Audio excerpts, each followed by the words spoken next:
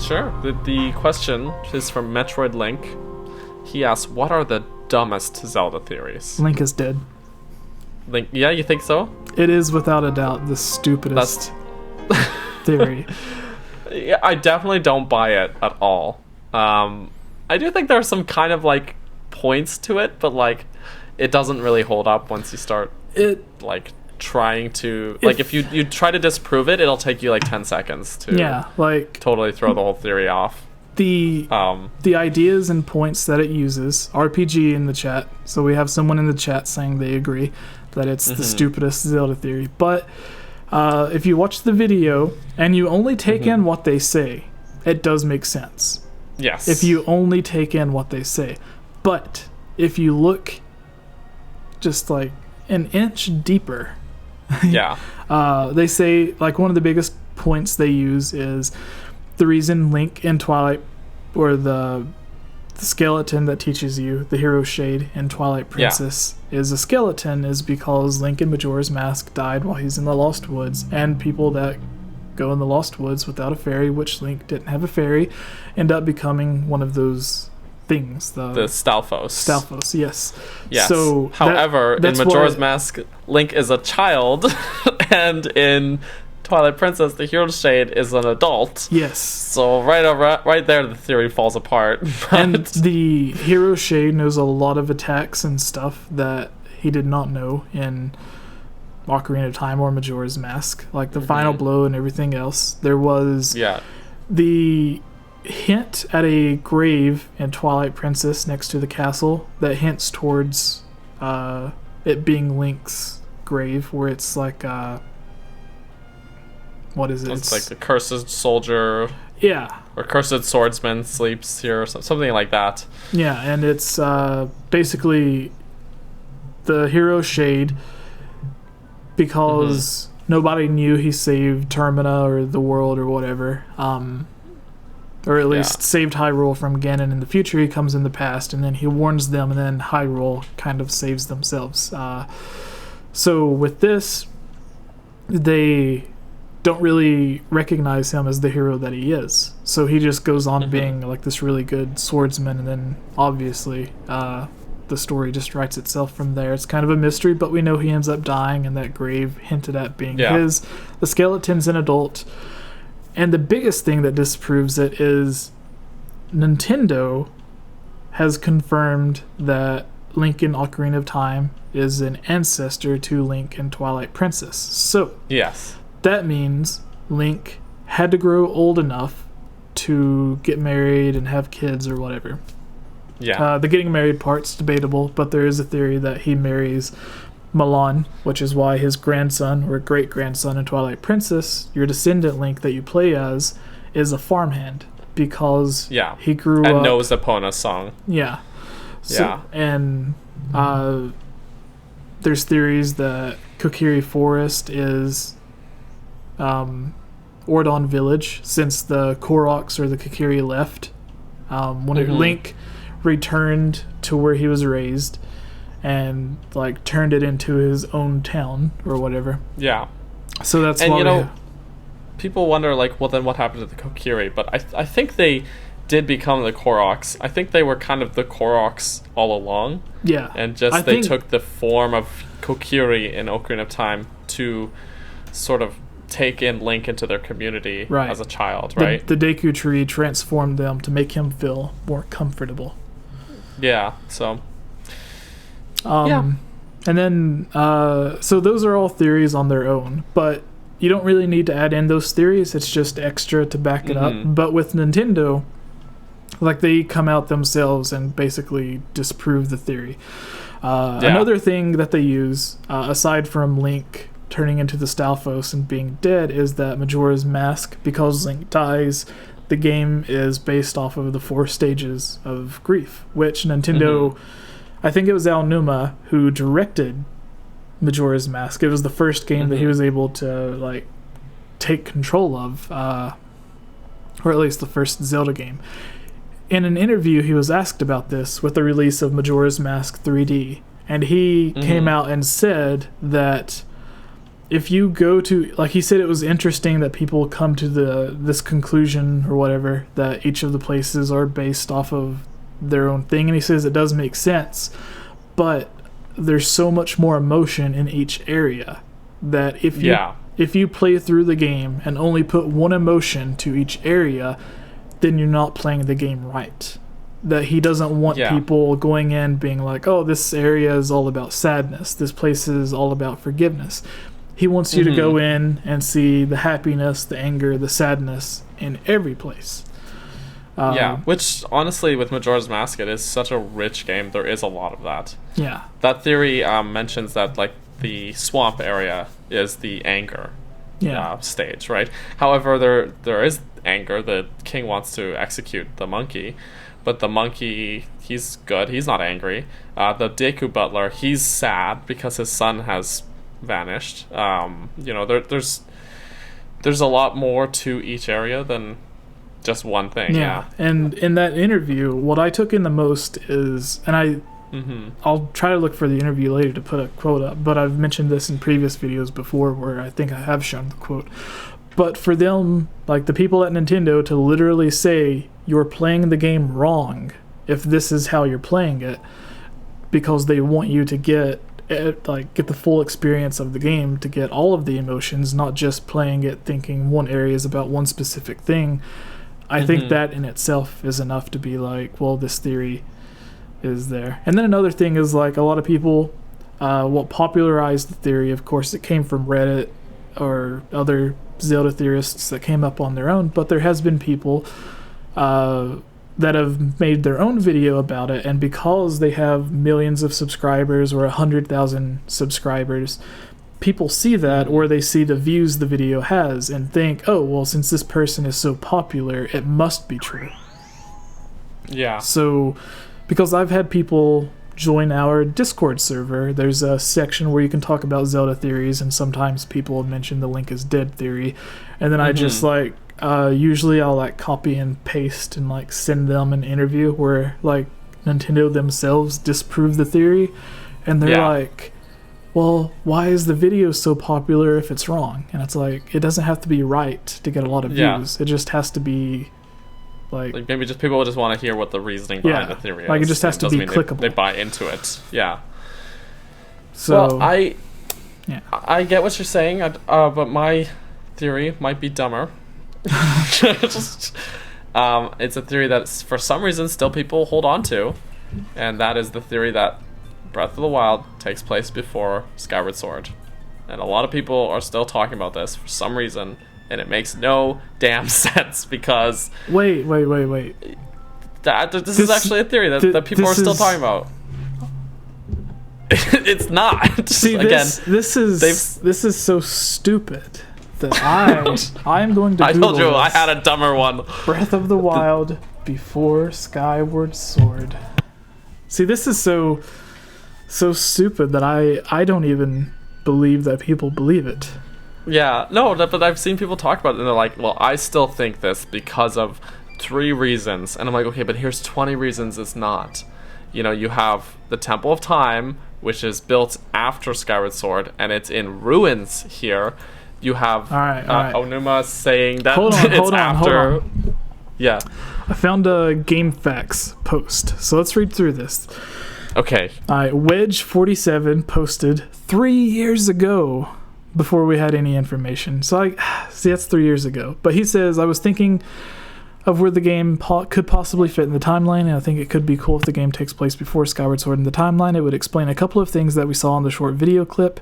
Link isn't wearing the green... See, this is stuff that, like, 3 years ago, we can't go back that far. Yeah. So I know a lot of people also cited, like, the Sheikah technology is similar to the ancient robots, so it's probably that time, or the... I don't know. The people were even saying the sailcloth made it a Skyward Sword sequel, and it's like, but the hook shots in so many games, does that make it a sequel? Like, yeah. So, anyways, Breath of the Wild is not before; it is after everything. This is making me.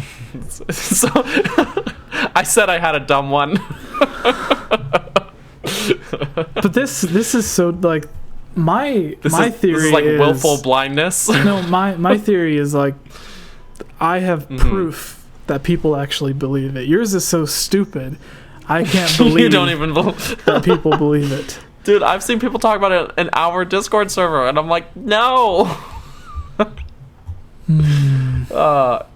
Yeah, there's very people on our Discord will notice like I'm there and I read a lot of what people are talking about, but I don't post a lot in it.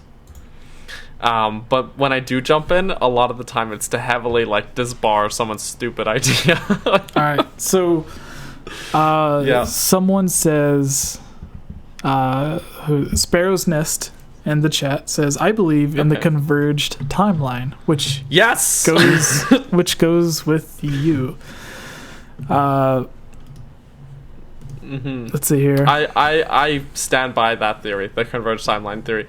Like before, this was probably a year ago now, well over a year ago, I made a theory video that I've cited often about if Breath of the Wild is what I call a dragon break. Yeah, and which is the converged timeline theory, basically. But yeah. Okay, so all you have, there are plenty of things to disprove your theory, your dumbest theory. But the biggest thing is in promoting in an interview with Game Informer, the same interview where I believe they mention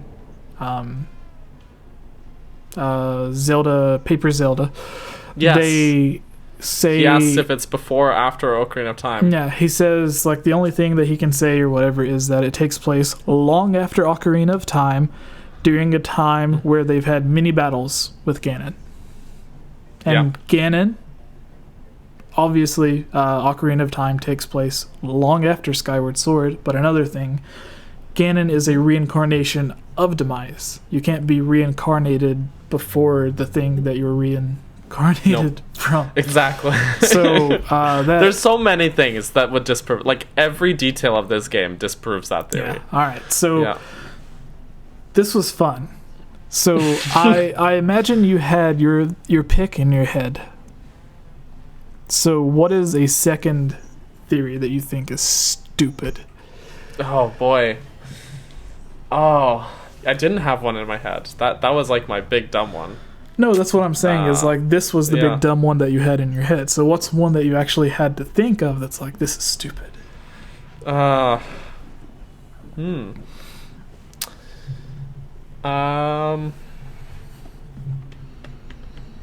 Gosh, Jesse, that's a hard one. Yeah. I don't know. You already used the Link is dead theory. So. Mine would be, what was it?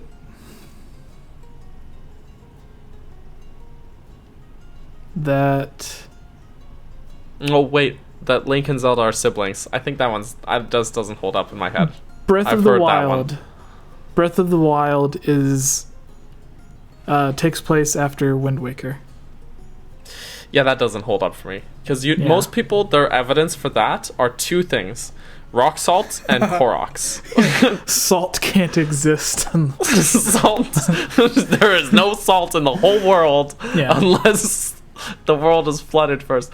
So rock salt is mentioned to be from the ancient sea or whatever, but Skyward Sword has an ancient sea that dries up. That's true, and it's already ancient before Skyward Sword. Yeah. Honestly, there's Hyrule is like on the coast. You know, what if there was more ocean before? Yeah. Like I don't know.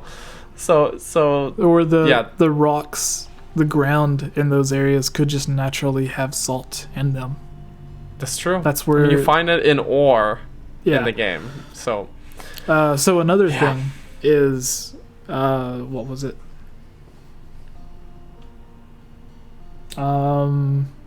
Really quickly, someone mentioned Ura Zelda 64 DD. I don't like. Oh, watch our video about that. Yeah, I don't like when people say that Master Quest was the Ura expansion because it's like where are the dungeons? It's not the same thing. Where are the new items? Where are the new areas to explore? All it is remixed dungeons. So no. I would say that Majora's Mask is closer, like, but it basically evolved into a new game almost. Yeah. You know. But going back to the dumb theory about Wind Waker and whatever it is, I hate how. What was it? like they think just because of the two things, whatever. And then the Koroks, the Deku Tree. But the one thing that people apparently didn't see is during that, I want to say it's the same interview that I keep quoting, with Game Informer? With Paper Zelda and happening after Ocarina of Time, they asked about the Koroks and about how Nintendo worked on Wind Waker HD and then like alongside Breath of the Wild, and if there was any connection. And Aonuma said that the only connection is visual, that the Koroks look so similar because they literally just ripped it out of the game of Wind Waker and was like, oh, it's easier to just use these assets than to completely recreate what we wanted. And then they said, whenever they talked about the beta for Zelda Wii U at the developer thing, they said instead of having the 900 Koroks, the Koroks originally weren't even like that big of a part of the game. They didn't say whether they were in the game or not in the game. I imagine they weren't in the game at all, since in the one interview, especially where they having that Masterworks concept art now available, where we had a Kokiri appearance in the game. So they mentioned that it was supposed to be a Kokiri champion at first instead of the Rito champion. So if you put those two together, and then the fact that the Korok puzzles that you would originally find were pedestals, similar to the ones that you would find in A Link to the Past's Lost Woods. There would be like the random pedestals you'd find on the ground. Yeah. They had artwork and screenshots of Breath of the Wild's beta or whatever, where they showed, and it had, we got more people watching now that we're answering questions.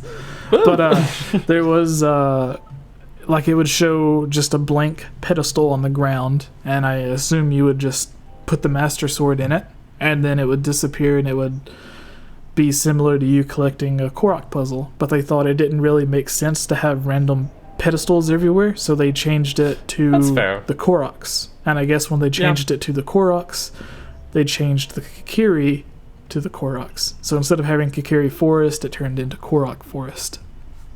Yep, that makes sense. So that is why Nintendo saying, or Aonuma saying, that with Breath of the Wild, the only connection the two have with Wind Waker, or Breath of the Wild and Wind Waker, the only connection the two have is visual.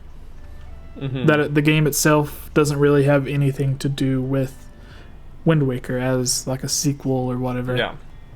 However, unless it's from the Converge timeline, because then it still would include Wind Waker. But but in that same way, like if it does take place like hundreds or thousands of years after Wind Waker, in that same way, like you could say Four Swords Adventures, I think that's the one that takes place after Twilight Princess, has nothing to do with Majora's Mask.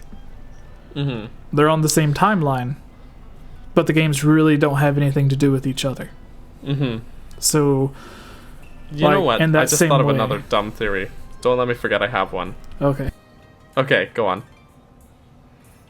I was just going to say that in the same way that Four Swords Adventures takes place after Majora's Mask, but the two have nothing to do with each other, there's a possibility of the Convergence timeline to where it technically does come after Wind Waker, but the games themselves don't really have anything to do with one another. Like a direct sequel or whatever.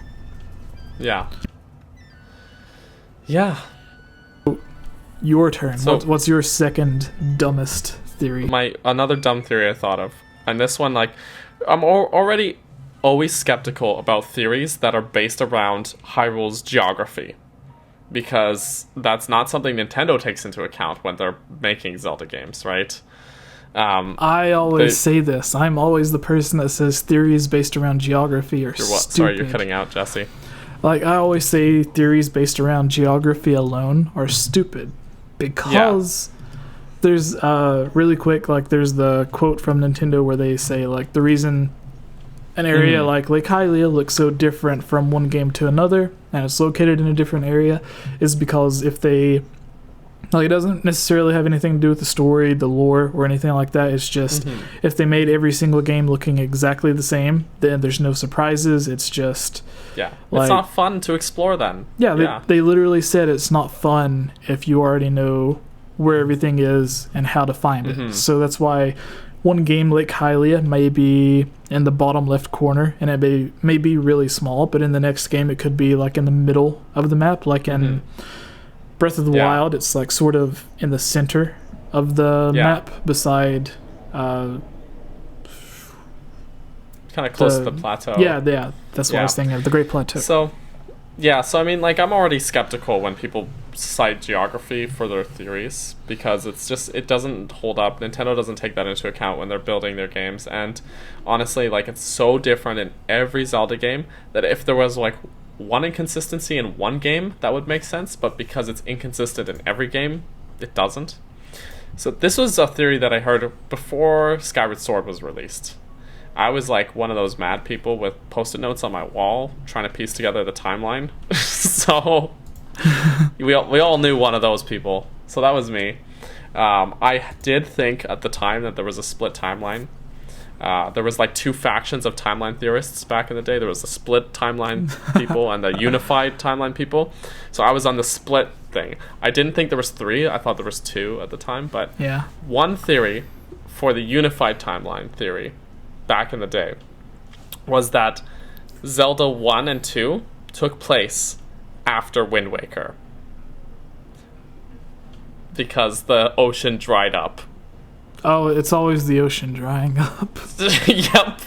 And I'm just thinking, like, that makes no sense, because after Wind Waker, there's Phantom Hourglass, and they go off, and, like, Hyrule is flooded, like, more at the end of Wind Waker. Like, the parts of Hyrule that are not flooded under the sea, that are, like, in that bubble, those get flooded. Like, it gets more flooded than it was before, you know? I could see, like, if there was a sequel to Spirit Tracks where it takes place in New Hyrule, I could see them trying to find, like, setting out to find the Triforce to restore their ancient land, to, like, get rid of the flood, but... Yeah, and then there was this theory about how the geography was, like, shifting because of natural occurrences like earthquakes and stuff, and so they were, like, piecing it together based on, like, how similar the geography was, and I was like, this is cringe-worthy. But like, there's, in my head, there's no way Zelda 1 takes place after Wind Waker, because they're just Zelda, like, when Zelda 1 was made, it was the only game, okay? Then Zelda 2 was a direct sequel. Then they made A Link to the Past, and they said when they were releasing it that it was a prequel to Zelda 1. Okay, so we have just like way off. We have a couple of comments about your dumb theory. Okay, great. Silverblade 6 says, he's going way back, haha, yeah, 2 timelines. And then he says, I was on the unified timeline side until Nintendo confirmed it with Hyrule Historia. RPG says, I still don't think there's 3. I don't believe in the adult timeline. But I think that's a joke. Wait, the adult... I think he's joking. The adult timeline. Yeah, because usually when people don't believe in one, they don't believe in the downfall timeline. Yeah. But, yeah, like, the official timeline is not perfect, guys, but I do think it holds up. And Nintendo has already retconned their timeline. Yeah. But it was workable. With Triforce Heroes. It's definitely not perfect. They're like, I don't know where it goes. Like, it's in a separate timeline. And then they're like, no, it is in the timeline. Yeah, no, it's actually... My biggest thing, though, when they retconned the timeline was... it really bothered me when they took the Oracle games out of where... Like, I thought it fit perfectly that they had Link to the Past and then the Oracles and Link's Awakening. And those 4, with that one character, first of all, made him badass. Yeah. And also, like, they fit really well together. Like, how Link... He's already a hero at the time of the Oracle game starting, and so it makes sense that the Triforce is unified in Hyrule Castle because he did that at the end of A Link to the Past, and then at the end of the Oracle games he leaves on a raft, which is where Link's Awakening starts. It all makes sense, and then they're like, nope, pull it out. Like, but why? Yeah, and it then doesn't make sense. It's 2 different Links now. Yeah, so I mean, that just bothered me that they did that, but The Oracle games, just because they don't take place in Hyrule, like, it's pretty flexible where you could fit them, but like that was really the best spot for them, and then they pulled it out, and that broke my little heart. But otherwise, like, I don't have much issue with the timeline. I do think it's kind of weird that there is a downfall timeline where Link dies. Like, that, when I first read that, it felt a little off to me, because, like, no, like, that's a game over screen. That's not a canon part of the game, but I don't know. I mean, Ocarina of Time always felt like backstory to A Link to the Past to me, you know? Like, the way, if you watch A Link to the Past, there's, like, the little intro movie that, or not intro cutscene, that sets up the story. And in that intro cutscene, they describe basically the events of Ocarina of Time. Like, there's the hero, and then the Seven Sages happened, and Ganondorf became trapped, and he was sealed, and... The videos on this channel are funded by supporters on Patreon like you. If you're a fan of this channel and would like to join on videos, receive shoutouts, watch videos early, have your questions answered, or have your topic discussed on our podcast, please consider supporting on Patreon for these and many other rewards for just $1. Shoutouts for this video includes Link Use the Triforce, Rusty Caulfield, Lovable Christy, Give Time 15, Shadow to Us, Robbie Morgan, and Lunarium. I want to thank all of you for everything you have done to help support this channel.